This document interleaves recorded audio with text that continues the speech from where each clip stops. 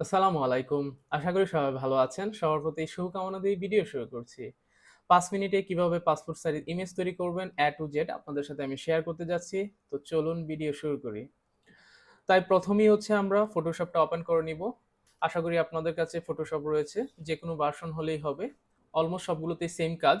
তারপর হচ্ছে আমরা যাব ক্রিয়েট নিউ এ। ক্রিয়েট নিউ এ যাওয়ার পর আমরা এখান থেকে একটা ক্রিয়েট তৈরি করে নিতে পারি। যেটা হচ্ছে মিলিমিটারসে নিলাম আমি। ওয়েটটা হবে হচ্ছে 40 মিলিমিটার অ্যান্ড হাইটটা হবে 50 মিলিমিটার। রেজোলিউশন আমি হচ্ছে 300 দিয়ে দিলাম। তো এটা হচ্ছে একটা পাসপোর্ট সাইজ ইমেজের যে সাইজটা।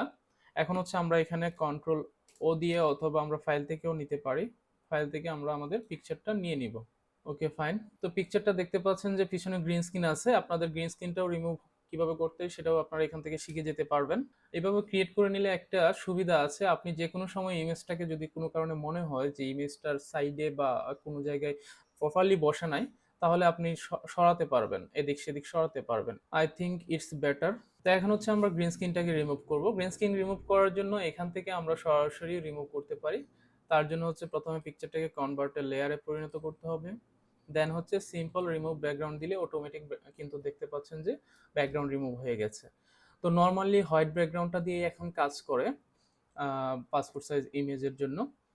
সো আমরা হোয়াইট ব্যাকগ্রাউন্ডই রাখলাম এবং এখানে দেখতে পাচ্ছেন যে গ্রিন কিছু কালার আছে যেগুলো হচ্ছে আমাদের রিমুভ করতে হবে। তার জন্য হচ্ছে আমরা ছবিটাকে সিলেক্ট করে আমরা হচ্ছে এখান থেকে হিউ অ্যান্ড স্যাচুরেশন যে অপশনটা আছে এখানে যাব অ্যান্ড আমরা হচ্ছে গ্রিন কালারটা সিলেক্ট করে দিব।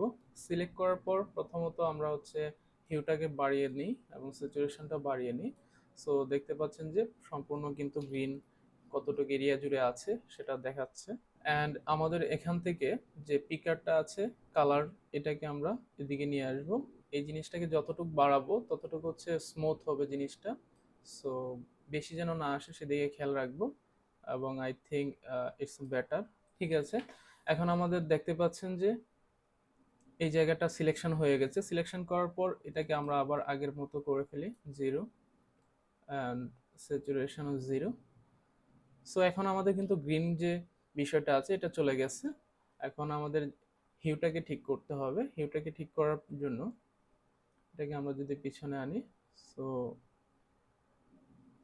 Okay is better. দেন হচ্ছে স্যাচুরেশনটা আমাদের যে যদি বাড়াই কমাই তাহলে দেখতে পাচ্ছেন যে চুলের কালারের সাথে আমাদের কখন ম্যাচ হচ্ছে এই জিনিসটাকে আমরা ঠিক করে নিতে পারি। So I think it's better. So এখন কোনো গ্রিন যে বিষয়টা আছে ছবিতে কিন্তু নাই। আমরা একটু যে হিউ অ্যান্ড স্যাচুরেশনের পর এখন হচ্ছে আমাদের ছবিটা একটু ডার্ক লাগতেছে। ছবিটাকে একটু আমরা ব্রাইট করে নিব। তার জন্য হচ্ছে আমরা কন্ট্রোল এম দিয়ে শর্টকাট চাপবো। দেন হচ্ছে আমরা একটু ছবিটাকে ব্রাইট করে নিই। তো ব্রাইটনেসটা বাড়ানোর দরুন দেখতে পাচ্ছেন যে আমার চুল বা চোখগুলো একটু ব্রাইট হয়ে গিয়েছে। দ্যাটস ওয়াই আমাকে এটা একটু কালো করে দিব।